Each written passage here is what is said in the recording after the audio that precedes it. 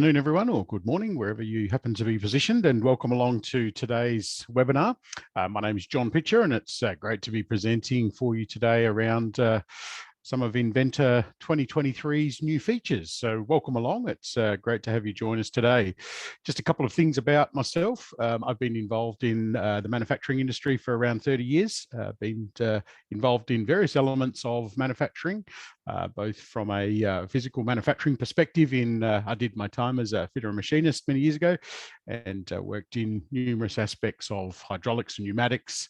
I've worked in machine tool manufacture, and in the last 15 years or so, I've been working with A2K and some of their parent or previous companies as an application specialist around the mechanical products that Autodesk offer in the product design manufacturing collection. So yeah, it's great to have you along. Thanks for joining us, and look forward to highlighting for you today some of the various aspects of the Autodesk Inventor 2023 release. So some pretty exciting things in the new release this year, and I'll be going through, and we'll jump in and out of Inventor a little bit as we work through some of the various elements of what's new for this particular release of Inventor.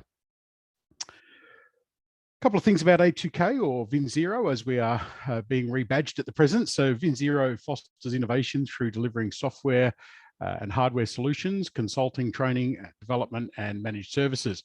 We've become a trusted technology advisor to our customers through the breadth and depth of our service, offering technical expertise, and our commercial flexibility and high levels of understanding of customer service have helped us become a premier supplier of Autodesk products throughout the globe now. So we obviously we are branded with a series of partners globally to become one of the largest platinum Autodesk partners, totaling 550 employees across 32 offices globally. So quite a far-reaching group now, with over 25 languages in our group. So very exciting that, yeah, we are branching out into other areas.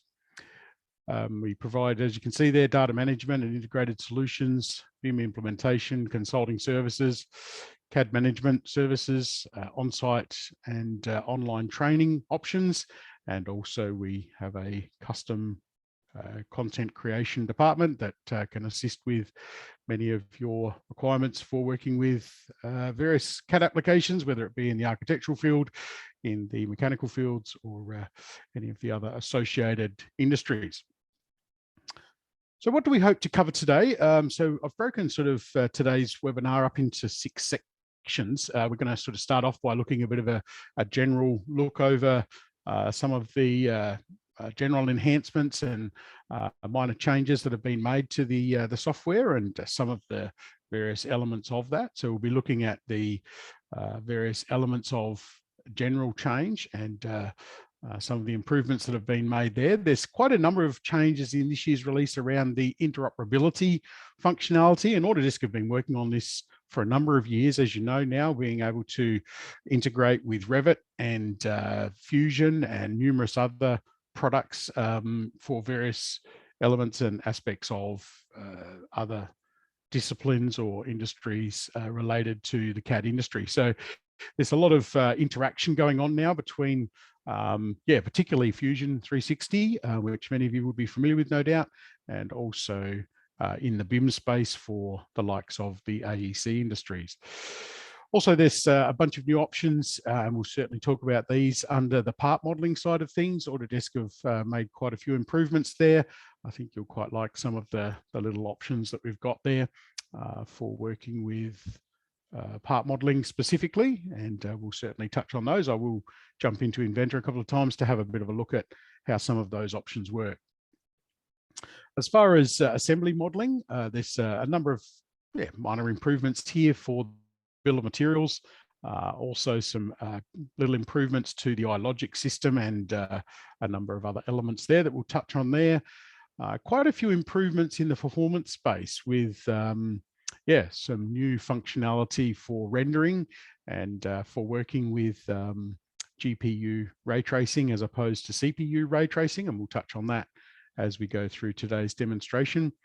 And finally, there's a couple of little developments going on in the drawing side of things. So when we come to documentation, and we'll touch on some of those elements as well as we work through today's presentation. Okay, so under the general enhancement side of things, when you open Inventor 2023, you'll notice they've made quite a few modifications to the home screen to try and make it a little bit more interactive, I suppose. And Autodesk have done quite a good job, I think, this year of bringing a lot of their products together to make them look similar and to help.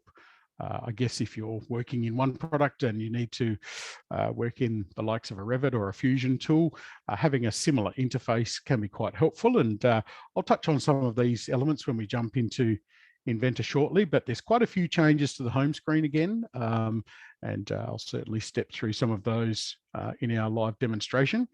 A lot of interesting little elements there that have changed. You will notice that the Getting Started tab has disappeared, if you like. For those of you that have been using Inventor for some time, you probably would have remembered that we used to have a tab there called Getting Started. That has now changed, and I'll go through where the various options are for that. So a couple of things there that have been changed around and made a bit more streamlined. So we'll certainly go through some of these items in a moment. I'll flick into my Inventor 2023 in a moment, and we'll talk about some of those elements. As far as a couple of little enhancements to navigation, Autodesk have made quite a change here. And I'm sure you've all been using the shift and middle mouse button, or have used this in the past as a standard sort of an orbit function. This particular functionality has changed, though, in the sense that, and I'm not sure if you remember this, but in previous versions of Inventor, the orbit seemed to be a bit random as to where it would centralize the point of rotation. So now with the shift and middle mouse button, they have upgraded that and made quite a change to this. So now it actually will always rotate about the center of the model 000 point when you have the full model on the screen. If you've only got part of the model on the screen, the pivot point snaps to the nearest point of your to your mouse pointer. So it's it's quite an interesting little change there. Only a subtle change, but something that I think some of you will quite like. Now it is much more I guess reliable or noticeable in that particular sense. As I mentioned, a couple of little changes here to the iLogic. So for those of you that are making use of the iLogic functionality, we've now got the option to add rules to the ribbon. So in actual fact, when we set up an iLogic rule, we can now have that display on the ribbon itself as an item that we can just simply click on an icon to have that rule run. And obviously we can set up our own icons for that as well. But quite a lot of options there. Also, we're now able to sort multi-value parameters. For instance, we can put the most frequently added values or most frequently used values at the top of the list in the parameters dialog. Quite a few different options for sorting your parameters. So for those of you that are using parameters, as I'm sure most of us do, there's some extra options there for the way that we can sort through parameters. As you know, if your model becomes quite complex, sorting through that little spreadsheet can be quite a challenge. So yeah, quite an interesting little development there. That's quite a nice little function. As I mentioned, some changes in the rendering engine within the Autodesk software, the Inventor 2023 release. As I said, we're now using a lot more GPU ray tracing options, and this makes quite a change to the speed in which your renders are generated. So if you are using Inventor as your renderer, you will find that the time frame for that is a lot better. And I believe at the present, Autodesk are adding this to the studio process. So we'll probably see either in a service pack over the next period, or perhaps even in the 2024 release. I'm not sure when they plan to release this, but they've got a new ray tracer called Art, which they're now working on, and quite a lot going on in that whole rendering process for those of you that are into getting renders out of your Inventor software. So yeah, quite a nice little bunch of functions there, and like I said, you'll find there's quite a an assortment of options there. So let's jump into Inventor, and I'll quickly show you a couple of these new features. So as I said, the home screen for Inventor has changed a little. There is, as I mentioned, a number of new options here for working with that. First up, and one thing that sort of caught me by surprise was, for those of you that used to use the getting started and jumping into projects, that's no longer available. Instead, Autodesk have placed it up here in the quick access toolbar. So this little button up in the very top of your ribbon now takes you into the projects area. So that's one little change that has been made. So just watch out for that little button. That is your access to projects. The other place that we can access projects is also in this little drop down. So projects now is also available here in the little drop down on the far left of your screen. And obviously we can go in here and pick also to go into our projects dialog. So yeah, 3 different ways of doing that. I suppose this is perhaps a little bit quicker to flick between projects, although much like what we had previously to the right-hand side of the screen. So yeah, quite an interesting little change there with regard to that. Now you're probably looking and going, oh, yep, much the same as what's in AutoCAD. So yes, Autodesk are bringing a lot of these functionalities together, not only for AutoCAD and Inventor, but you'll find that Fusion will also have this same look, and yeah, much the same as what's available in Revit and many of the other options. So the home screen is becoming much more of a generic space where hopefully we can work on some of those different options. So as I mentioned, one little feature that I find quite useful, and some of you may be aware of this one already, is this highlight new option. If you're switching over, for instance, from Inventor 2020, if you click on this little button here, it shows a little orange dot next to all of the items that have been changed since the 2020 release. Okay, so in this little drop down here, you can pick on which version you're coming from, and Inventor will simply show you the new options that have changed since the 2022 release, for instance. So yeah, quite a handy little tool. I find these little orange buttons here that yeah, just give us a bit of a heads up on what has been changed and what's new in each of those areas. So yeah, you might find that a neat little tool. I quite like that myself. You will find, obviously, much the same for your application options and all the various other tabs, et cetera, Most of this detail is the same as what you'd be used to. Obviously, there's been a number of other little changes. But yeah, as I mentioned before, with regard to working with Inventor, if we jump into a simple model, as you can see, the little orange dots highlight where we've got extra new features and some of these other items here. As I said, under parameters now, we've got options to sort our parameters and yeah, work through some of those different options for working with parameters for those of you that are involved in that particular space. So yeah, quite an assortment of different options. As I mentioned, if you're using the shift and middle mouse button, like I said, for doing your orbit functions, you will find this now functions quite a lot more fluidly, in the sense that rather than, and I'm not sure whether anybody noticed this in the past, but I do quite like the shift and middle mouse button orbit function.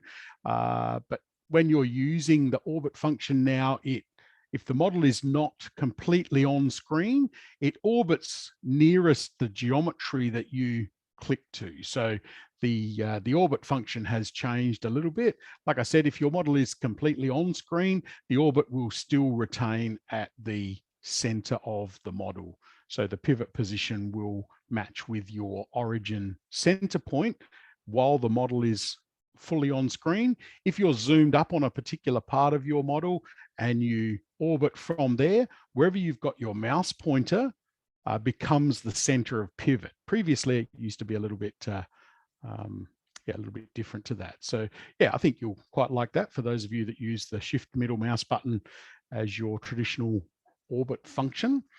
So yeah, I think you'll find some of those options quite useful. Now, we are going to come back and forward a little bit from Inventor. So as I said, we'll be looking at some of the other functionalities and other improvements as we work through our presentation today. So just to jump back into our PowerPoint here, Autodesk have done quite a bit in the interoperability space again this year. As you know, the functionality for interacting with Revit has improved over the last number of years. It's been inside of Inventor for a couple of years now, but certainly being able to open RFA files and export out of Inventor our custom build type items to insert into Inventor as Revit objects has improved again. Again, you'll notice that has sped up. So there's a lot more precise functionality in the way that we can bring models from Inventor and into Revit and vice versa. So we can certainly open RFA files inside of Inventor these days, and being able to interact like that is quite a valuable functionality. And I think many of our users will find that very beneficial when we talk about collaborating with other departments. So yeah, quite a few changes there, and working with different areas of that. Another quite big improvement in this space this year is the interactivity with Fusion 360. Now, many of our users are telling us that they're liking the CAM tools and many of the other little tools inside of Fusion. Fusion is an awesome little product. If you haven't had a look at it as yet, I'd encourage you to grab a trial version of Fusion and have a bit of a look at it. It's a very, very powerful little tool that, yeah, is a bit of a one-stop shop in that sense that, yeah, we can obviously launch straight into subtractive manufacturing or modeling mode or whatever.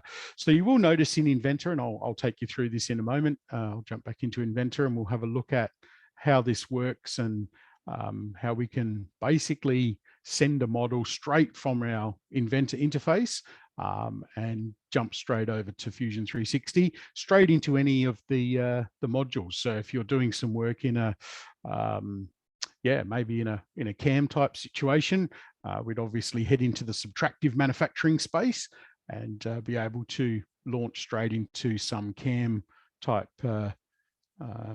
processes to help us work with that. The other really nice thing as well is obviously we can work with Fusion, and Fusion does a really nice job of allowing us to have canvases and things like that set up for electronic design and things like that. So we can work in the opposite direction also. So there's some really nice interactivity between Fusion 360 for its electrical design and then working straight or bringing that straight into Inventor. So yeah, quite a nice little function there. Yeah, so a number of different options there. They've also included a bunch of other options for exporting this year. So there's been some obvious upgrades to some of the standard formats. Obviously, file formats and things become outdated as time goes on. So Autodesk have included some new functionalities this year. So GITF is another open source format that yeah, we can store scene and animation data in. So this is a new item for those that are using Inventor as a bit of a graphic design package or for getting engineering design information into a nice rendered format. So there's a number of new options there. For JT export, there's been an upgrade from 10.6 to 10.7 version. So those of you that are exporting out as JT files, there is a change to that. Some performance improvements for STEP and STL exports. Interestingly as well, for those of you that are familiar with going off to 3D print services, Inventor used to default to centimeters. Fortunately, now they've changed that and that defaults to millimeters. So the default STL export out of Inventor in 2023 will be in millimeter units rather than centimeters. You were able to change that in the options, but now that defaults back to millimeters, which is quite a nice change as well. And one of the other formats now that we're able to export to is USDZ. which is commonly used for augmented reality. So if anybody's working in the AR space, you'll find a nice option there to be able to export out as USDZ file format. All right, so let's just quickly jump back into Inventor. As I said, there a couple of options for working with the Fusion space. And like I said, you'll notice up here, we've got this ribbon now, or this panel that is completely dedicated to allowing us to interact with the Fusion space.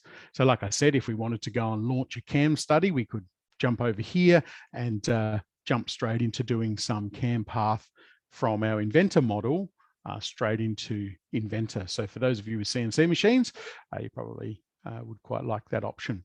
We can also jump straight into the modeling space. And when we do this, it opens up a little sub window here where we get this option to send our design over to Fusion.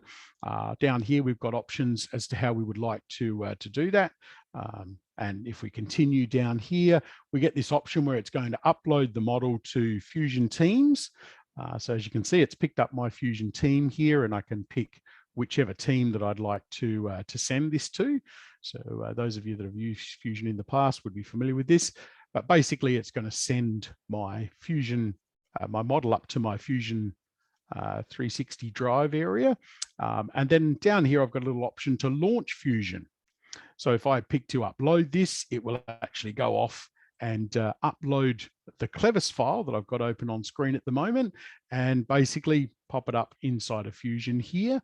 And like I said, we can either continue modeling in this particular space. If we were to go into the manufacture mode, obviously this is where we would do our CAM information and create our toolpaths for our CNC machines, etc. This would actually launch straight out of Inventor if we were to jump into this particular area here. So quite a lot going on in this little Fusion 360 tab here. Options to launch straight into any one of these environments within the Fusion space to allow us to work through that. So yeah, quite a handy little tool for working with Fusion 360 and interacting in that sense. Okay, so just a couple of other little elements. One other new tool that Autodesk have added to 2023 is the option to create what's called the mark command for laser engraving or for laser etching. And I'm sure those of you that are involved in aspects of laser cutting or profile cutting or pretty much any shape creation will quite like this function. Basically, it allows us to create a single point path through the center line of a piece of text and use that as like an engrave function. So quite handy if you've added text, and I'll give you a bit of a demonstration of this in a moment. We'll jump into Inventor and just have a bit of a look at how that one works. And yeah, so we've got the option there to be able to add laser engraving or yeah, maybe even, I don't know, some people do this in the sheet metal industries, is scribe a line where you've got a bend, for instance. So it's much easier for the guys on the brake press to be able to go and fold a model. So we can just do an engrave on a particular item. Now, there is a couple of options here to either mark the surface or mark through the surface. So yeah, a couple of different options there as to how that works. And I'll certainly give you a bit of a demonstration. Obviously, we would quite frequently then go and DXF that option out and send that off to our laser cutter. So I'll step you through a little bit of demonstration of that one in a moment. A couple of other little changes, as we said before, with regard to properties and working with properties. Something else that they've improved this year is there's another right-click option nowadays to resolve broken projections. And I know this is something that that annoys me a little bit sometimes, is especially if you're working with somebody else's model and they've projected some geometry and you end up with what Inventor calls is sick geometry, which is often highlighted in a bright pink color. You can actually go and select those broken projections, and this little tool is designed to help you rectify some of those challenges that you'll often see with that if you've got projections that have come from a sketch that's been deleted, for instance, or geometry that's been removed from your part. So being able to select broken projections allows us to go and tidy those things up quite quickly, which is quite nice as well. So yeah, just another little element that's improved there. As far as some other part modeling options, Autodesk have added some other features. Again, in the sheet metal space, there's a number of little changes here. So for instance, with the contour flange tool, we used to only be able to do that symmetrically. Now you can do that asymmetrically. So if you want to extend your contour flange 30 millimeters in one direction from your sketch and 50 millimeters in another direction, that option has now been added to the contour flange dialog. So for those, again, that are using the sheet metal functionality inside Inventor, I think you'll quite like that particular functionality as well.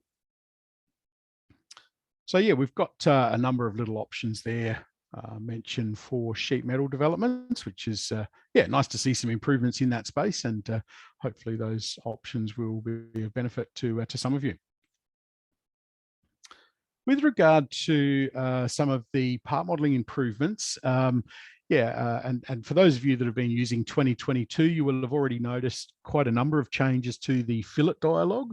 The fillet dialog now has a sub menu or a mini menu that allows us to pick a number of other options that we can float around the screen. We did touch on that last year, but effectively this year we've got an option to add tolerancing to our fillets. So if you want to add some tolerance information to your fillets, you can now do that from the little flyout menu next door to the size of the fillet that you're adding in the fillet dialog. So yeah, a few little changes in relation to that. So yeah, a couple of other little items there with regard to working with extended fillet menus. The other option, and some of you may or may not have used this relationships functionality, you can now select a feature in your browser, right-click and select relationships, and Inventor will allow you to search for the relationships for that particular feature. So that's been improved this year, and we can now find relationships to other solids, work features, for instance, planes, axes, and points, and also sketches. So a few little changes in that space. So good developments going on there that might be helpful to us. So let's just quickly jump back into Inventor again, and I just want to talk briefly about the mark command. So you'll notice here on the modify panel, this is the new functionality which Autodesk have called mark. Basically, it's for laser cutting or for doing some laser scribe work. So if I was to create a sketch on here, and we can basically place some text on here.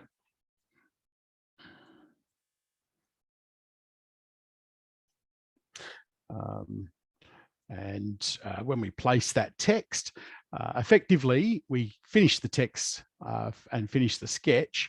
And then when we go and pick the mark command, we can select that text. And what Inventor does is it will create a scribe line, which you can then utilize for either creating an outline in this type format. So I do get this mark option here in my browser, but the other option I've got down here is I can mark the surface or I can mark through. Now, when I mark through, we end up with a single line. So basically a profile cut there, as you can see, that that is going to actually allow me to cut through that surface. So yeah, quite an interesting little tool there that's been added to the 2023 release of Inventor to allow us to just create laser cut information. Obviously, if we export the face, as I'm sure most of you would be familiar, we can export that out as a DXF and effectively pull that straight into, yeah, certainly 90% of your laser cut machines and work from there. So yeah, we can certainly export out, and that information is obviously populated. So as you can see, any sections that are cut through, so this would create a pierce type profile.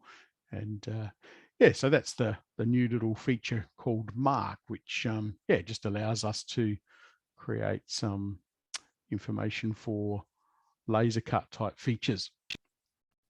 Okay, so yeah, interesting sort of a functionality there for working with that particular item. As I mentioned before, the contour flange option now has, I'll need to create a sketch here somewhere. But yeah, like I said, the concept of working with contour flanges, as I mentioned, the asymmetric option that's been added. So when we select our flange, yeah, we've got options there for doing an asymmetric flange functionality. Okay, so so moving along to just to briefly mention the relationships option. So right-clicking any feature now has this function has been there for a little while, but they've improved it to include the option. So anything that is related to cut number 4, these are the parent items. So flange number 1, contour flange 1, and sketch 15 are options there for us to observe as parents. Cut number 4 does have no children features, but yeah, certainly being able to do this, we can now pick up if it's related to, as I said, a work plane, work axis, or work point. We can certainly look out for that particular detail as well. All right, so far as assembly enhancements, again, a number of little options here. Some of these will be a bit tricky to display today, but effectively there's a couple of changes in the BOM system, in the sense that yeah, suppress components in model states. And for those of you that have been using Inventor 2022, and we did talk about this last release, was the new model state functionality.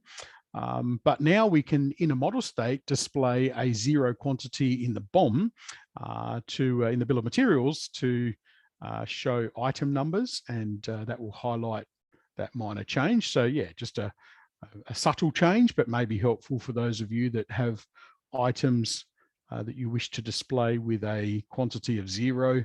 Yeah, so they are able to now be displayed in the bill of materials with whilst using the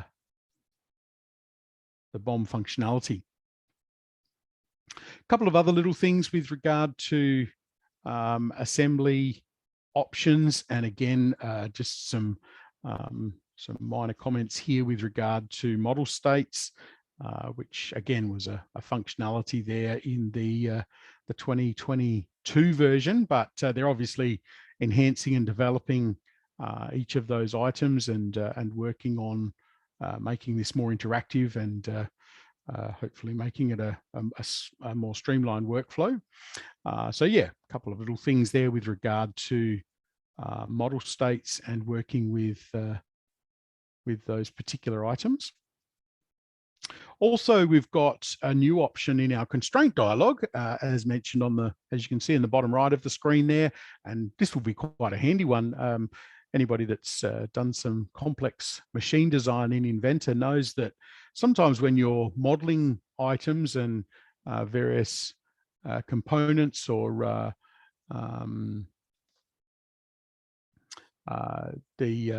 you create a constraint, we've now got an option to suppress that constraint. Often you create a constraint knowing full well that the constraint's maybe going to conflict with something else. So having the option there just to tick a little suppress box, so the constraint can be created but immediately suppressed. So yeah, I think you'll find that quite a handy little tool as well in regard to how that particular item functions. A couple of other little things to mention here, the option to rename storyboards. So in your presentation environment, if you're creating IPN files within Inventor, the option there to create and rename storyboards is a new function. Publishing to a video has also been updated in the sense that, yeah, the default frame rate now is 15 frames per second. I think that used to be 10 frames per second, but we've got options anywhere from 1 to 200, depending on how long you want your video generation to take, I suppose, and what sort of quality you require there. Okay. Also inside bolted connection functionality, in actual fact, the follow pattern option was only available under one of the selection options. So now I think, and this was one that I used to find rather frustrating, was when we select the whole, it should automatically pick the pattern. But now that has been improved and included in the 2023 version. That was available under the pick point option, I think it was previously. So yeah, that's been upgraded as well. So yeah, good to see some little enhancements in some of those areas.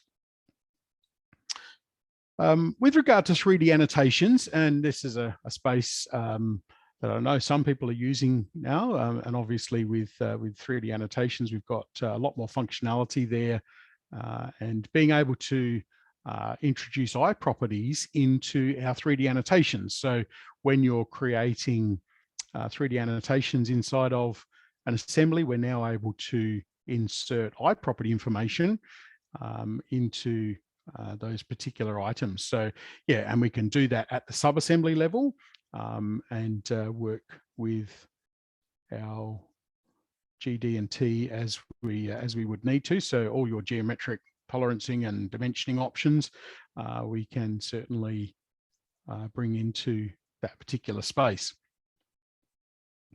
Another little function here with regard to tube and pipe. So again, Autodesk have done a couple of little things in relation to this. So anybody that's doing hydraulic or pneumatic design inside of the Inventors Tube and Pipe module, you'd be familiar with the routing system. Again, there's some new options here. Autodesk have added a couple of other items there for auto routing, and basically these items can now all be the settings for that can be remembered. So for future route creation inside of Tube and Pipe, Inventor has the option to remember each of those particular items. Okay, so just by way of a couple of other performance enhancements, yeah, we've got a couple of new options with threads, and this is specifically for graphic performance. Like I said, Autodesk are constantly working on improving the way your Inventor model works inside of some of these systems. So yeah, some nice improvements there. Some graphical improvements as well to the way sheet metal punch tools compute their and the performance of how they actually behave in relation to sketch pattern points. So some good options in relation to that. Visibility in express mode. And again, express mode is one of those things that is a valuable tool if you've got very large assemblies, and that performance has certainly been improved when we're changing components for express mode. So a couple of little things in the drawing space that I'd just like to briefly mention. Obviously, we've got the functionality there for model states. Now, one little thing that has been a very subtle change, you will notice now that the default model state has been renamed to primary. So just when you come into Inventor 2023, you will notice a very subtle change there. So what used to be called the default model state is now called the primary model state. I guess it's a fairly minor change, but just don't get confused by that one when you see the primary heading there inside of the Inventor system. All right, so yeah, a couple of other options there for detail views. Again, this was one that I used to find a bit annoying. If you didn't tick the option to have the correct connection line or the detail boundary selected, you used to have to go and recreate your detail views, guys. This has now been improved, so you can edit the detail view and just tick those boxes. So previously you used to have to delete the detail view and recreate it to put the connector line in, which yeah, was a little frustrating previously. So nice that that's been improved, and now we've got some good options and functionality for working with detail views. A couple of other little items here with regard to documentation and adding iProperties or physical properties to your to your drawings. So some information there with regard to how we can pick up the various elements for inserting parent assembly iProperties into leader text, for instance. So some good improvements with regard to how those functions are actually behaving these days. So, and yeah, we can add leader notes to combine instant properties from the attached component and its parent to display occurrence specific information. So if we've got a unique tag on a particular item, we can now utilize that information inside of the leader text item. Okay, a couple of little developments here in the world space as well. So again, for those of you doing fabrication, there's some a couple of extra little options for the field type flag, working with your world annotations. So the field flag direction can be switched around now, not that that's a biggie, but for those of you that are working in that. Also, we've got options for edge world symbols. They're now part of the system, and it's Inventor is picking up the correct standard for that. So also 2553 2019 standard. So there's some changes that were made to that. That is now default inside of these world symbols. Yeah, great to see some development there, and a couple of other options with regard to some other items in the world symbols as well. So if we edit a symbol in the style editor, it's enabled by default. So picking up those ISO or BSI or DIN standards specifically for the worldman, and that can then be added to our documentation as needed. A couple of other little ones there, some minor changes to the surface finish symbols and feature control frames. So for those of you that are using those, it's yeah, we can add an all over the model type feature or symbol to the control frame. So if you are using control frames, the all over option is now available to apply maybe a certain surface finish to all faces of a model, which is quite nice. That has been an ISO standard change, I believe, but yeah, quite a number of little options in relation to that. Okay, so that was that's sort of a bit of a brief overview of what we had hoped to cover today, and yeah, so obviously a number of little changes and enhancements. I hope you find some value in what we've talked about this morning, and some of those various elements of Inventor that are continuously improving. And Autodesk are always looking for your feedback, so please do visit the ideas area, which is where Autodesk take their inspiration for various changes. So please do jump onto Inventor Ideas, which is the area now where you can make suggestions for enhancements and vote on other people's enhancements. So yeah, quite a number of little changes there and items that, so yeah, please feel free to visit any of those options. Now with regard to the new product, obviously Autodesk are continuously trying to improve their product and look at what is going to add the most value. So yeah, please do go in and vote for the new upgrade changes, and make any suggestions you would like specifically in the ideas area, which is where Autodesk take their inspiration for next release options. Now, just a couple of other things before we wrap up for today. Autodesk and A2K are offering a promotion for the end of financial year. We are offering an option to go to Autodesk University if you switch your license to A2K Technologies. So if you're keen to attend the Autodesk University experience, there's options there to involve that, and also an option to take 5 State of Origin tickets. So for those of you that are interested in the State of Origin, there's an option to do that as well. Or we're offering 20% off any classroom training at this point if you purchase an Autodesk collection. So a couple of little promotions there, and look, feel free to contact us at info@a2ktechnologies.com.au if you'd like more information on any of those particular items. So yeah, a couple of promotions going at the moment. If you'd like to be involved in any of those, please get in touch with us and be more than happy to help and assist with those. So yeah, with regard to upcoming webinars, other webinars that we offer in regard to any of the solutions that A2K offer, be they Autodesk or any of our other applications that we offer, please head to the website on your screen at the moment, where you'll be able to see options for registering for those events. So yeah, thanks for joining us today. It's been great to have you along, and stay safe and well. But yeah, for any further information on this webinar or any other details regarding the promotion, please contact us at info@a2ktechnologies.com.au. Be great to chat with you. And yeah, so thanks again for attending. Stay safe and well, and look forward to crossing paths down the track. All the very best. Thanks, everybody.